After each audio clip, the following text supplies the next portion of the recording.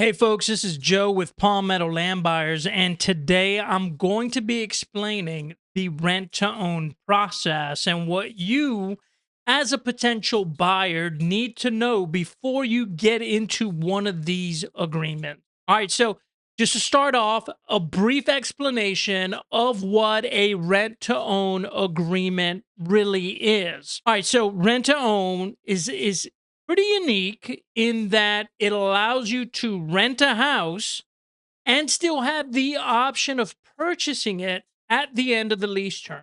Okay, it's really unique in that way. It's probably the only agreement that allows you to live in a house. You're renting the house, and hey, at any time while you're in the house, you can buy the house. Super nice, convenient agreement to get into. It's like, imagine you had a purchase agreement, which is the contract you use to purchase a house, right? So you've got a purchase agreement and a rental agreement. They had a baby. If they had that baby, it would be the rent to own agreement. Okay. The benefits of rent to own, there are several.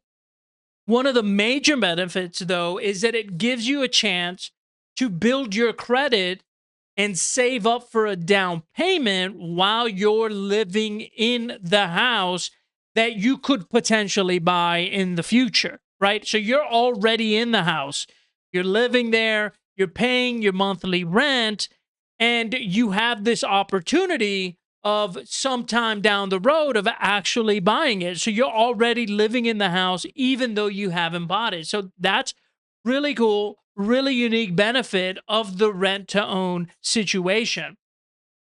Um, you get the opportunity to test out the house, and there aren't very many. Think about it. If you're going to go buy a house the traditional way, you've walked in it maybe 3, 4 times, right? You've had an inspector go by, you've had it appraised, but an inspector and appraisal, they're there for maybe an hour, 2 hours. When you go and you walk a house, you're in there for maybe half an hour, right? If you're in a house looking at a house for more than half an hour, that's a long time. Like, come on, you don't need to be looking at the house for that long. When you're actually going to buy the house, you don't know everything about it. But one neat benefit of the rent to own situation is you're actually living in the house. You're there day in, day out. You'll notice things that, when you're first looking at the place, you never really realize. So you'll know if it makes a bunch of weird noises. You'll know if your neighbor sucks or if the neighborhood isn't a good neighborhood or if the schools are bad, right? These are things that you normally don't get to test out. But in a rent to own situation, one of the benefits is that you get to take it for a test drive, see if you really like it. Okay. And if you like it, then you buy it. So there's no other agreement that gives you that flexibility, gives you that option. The rent to own agreement does. And for that reason, it's a really, really good option. Another advantage is that you get to lock in the purchase price. So let's say you get into a rent to own agreement and it's a 12-month agreement. So you've got this option for 12 months. You lock in the price the very first month. So let's say January 2024, you get into the agreement, you lock in the price January 2024. So come October or November, if the real estate market starts to kick and skyrocket, you get to buy it for the price for January's price, right? So you get to buy it for yesterday's price, which is super rare and another key advantage of the rent to own agreement. All right, here's some components to consider when you're working on these agreements. So the first one is the option to purchase. And now I'm going to share with you some language that's super critical and very, very much on the buyer side. Okay. So this is in your favor if you're a buyer. An option to purchase. Okay. Key phrase here, gives you the right but not the obligation to buy the house. Meaning, you have the right to buy the house at any time within the dates of the agreement, but you are not obligated to buy it. You can buy it if you want to, but nobody can force you to buy it. Meaning, the seller cannot force you to buy the house. You're not on the hook for buying it. However, the seller is very much on the hook to sell it. If you decide to buy it, they are obligated under the law to sell it to you, or you can sue them, right? You can take them to court, and the judge will force them to sell it to you for the negotiated price. So let's say back in January, you negotiated the price and you got a super deal, say $100,000, and something happens where real estate values go up 100% or 1,000%. The house is now worth 300,000, and you want to buy it. You can make them sell it to you for $100,000. Okay, so it's the right, but not the obligation to buy the house. Super important. All right, with rent credit, you can negotiate this into the agreement. Rent credit is the situation where you're paying your rent every single month, but a portion of that rent is credited towards the purchase price of the property. So you're paying $1,000 every single month, but you make an agreement with the seller where 200 of those 100 of those $1,000 gets applied towards the purchase price. So very important. Make sure that that is put into the contract. All right, the purchase price, again, I've already discussed it. It's negotiated upfront. And another key element about the purchase price is that it is fixed. Meaning, if you agree to buy it for 100,000 in January, again, come November, come December, regardless of what's going on in the real estate market, if prices have gone through the roof, you still get it for that January price, which is very much a benefit to the buyer. All right, the lease term, they can vary. They can be 6 months long, they can be up to a year. Really, just however long like a typical lease is, that's usually what how these agreements work. So you can do like a shorter 6 months, 3 months, 6 month, all the way up to a year lease. Okay. And then you also want to make sure you understand who's responsible for what as far as maintenance is concerned. If the seller is applying a portion of the rent towards the purchase price, if they have this obligation, they a lot of the times they feel that, well, look, I'm giving you a lot here, right? I'm obligated to sell it to you. We're negotiating the purchase price up front. Prices can go up, and I still got to do that for you. And I'm also, applying these $200 towards the purchase price. They may ask you to take on the burden of maintaining the property. Meaning, if the toilet breaks, you got to call the plumber, you got to get it fixed, you got to pay those costs. If the roof starts to leak, you got to pay those costs. If the roof flies off, you got to pay that, right? So these maintenance pieces, they cost a lot. It's one of the burdens of being a landlord is you've got to maintain the property. You don't want to be, and there are some landlords that don't do that, and there's a name for that, right? Those are slumlords, and you'd never want to be one of those folks. You want to take care of the house.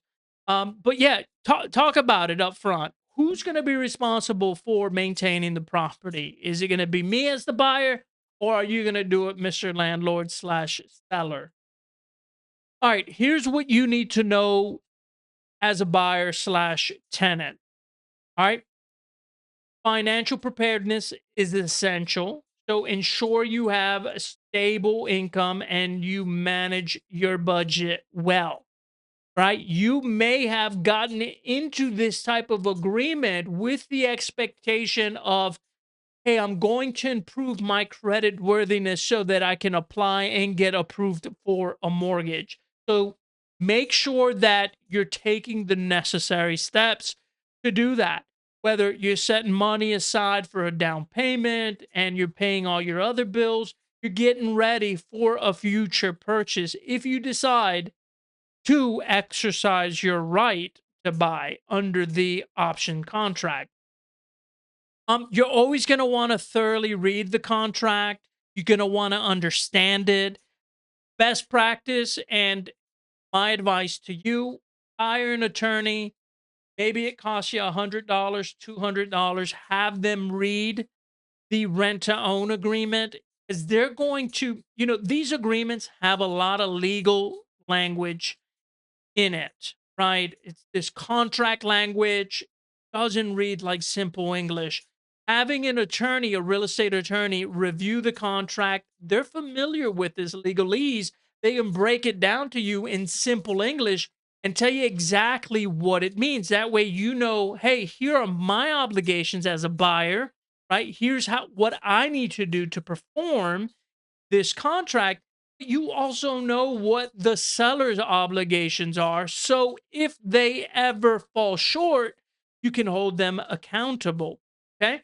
So definitely well worth getting some legal advice and paying for it. $100, $200, worth the investment, in my opinion. All right. Another thing you want to do is make sure to get the house inspected and get it appraised. Again, these are going to be additional costs that you will have to pay. An inspection probably can cost you $300, $400. An appraisal's gonna cost around $700. These things vary depending on where you are and who the folks, and who you hire, but they're worth the investment. The inspector's gonna go out there, they're gonna look at the roof, they're gonna look at the plumbing, they're gonna look underneath the house, they're gonna look at everything and then tell you, hey, the roof bad, right? It's leaking, it needs to change. Or the electrical's terrible, borderline fire risk. Or the plumbing's cast iron and it's rotting away, right? It's all rusted down there. So having an inspector go out and take a look at the house is well worth it, because it's going to let you know, hey, here's what you're going to be getting into, right? And on the same note, the appraiser is good to have because, if you're not in real estate, if you don't buy real estate regularly, figuring out what to pay for it can be difficult. So hiring an appraiser, they're going to look at what other properties are selling for in the area, what other houses have sold for around here in the past month or two, and what did they sell for? And then they've got their math and their equations they use to determine a price per square foot, and they'll give you a value. Okay. So hiring an appraiser, make sure that you're not overpaying. Okay. Because here's one important realize: you're negotiating the purchase price. If the purchase price you negotiate is too high, let's say you negotiate $200,000, but the house is really worth 150,000. When you go to apply for a mortgage, the bank's going to hire their own appraiser, and that appraiser is going to go out and say, "Look, this house is worth 150." The bank will only lend you the amount the house is worth. So if you've got a so if you negotiated a $200,000 purchase price, but the house is only worth 150, the bank's only going to lend you 150, and you'd have to come up with the rest. So make sure to hire an appraiser up front to make sure that the purchase price that you're agreeing to is at least in line with market expectation. All right, common pitfalls to avoid. I already said it, but it's well worth mentioning again. Do not skip getting legal advice. Incredibly important. Make sure you understand the purchase agreement. Make sure you understand your obligations in the agreement. That's how much you got to pay, how much is going to go towards the purchase price, how much is going towards the lease, who's fixing the bathroom when the bathroom breaks, who's fixing the roof breaks, who's paying the utilities, et cetera, et cetera, et cetera. Make sure you understand the agreement. The best way to do it, hire an attorney. They will explain it to you. And avoid ignoring the fine print. Make sure you understand all terms and conditions. Be realistic about your financial readiness. Okay. If if you're making 35, 45, $50,000 a year, don't get into an agreement where you're paying $3,000 rent a month and, oh, by the way, the purchase price is $500,000. You're probably not going to get approved for that type of a mortgage. Okay? So be realistic about what you can and can't afford. Now, you got money coming in from somewhere else, that's a whole different story. Good on you. But if you don't, just, you know, think about what can you realistically afford. All right, in conclusion, to wrap it all up, rent to own can be a fantastic opportunity if you're prepared and if you understand what you're getting into. It is significantly different from anything else in real estate. Okay. It kind of is like a lease agreement and it kind of is like purchasing a property, but it's actually its own thing. All right. And that's why you need the legal advice. Make sure you know what you're getting into. Make sure you're super familiar with the process. Um, if you are in the market for a rent to own or property that might be seller financed, we do a lot of seller financing. Reach out to us, palmettolandbuyers.com, palmettohousebuyers.com. You can go to our website and our contact details are there. If you found this video helpful, please like it, share it, and subscribe. I'm going to be doing more of these videos about, the next one will probably be about seller financing. And I'll just keep doing them. Just trying to make people aware of all the different options they have. And all right, thank you very much.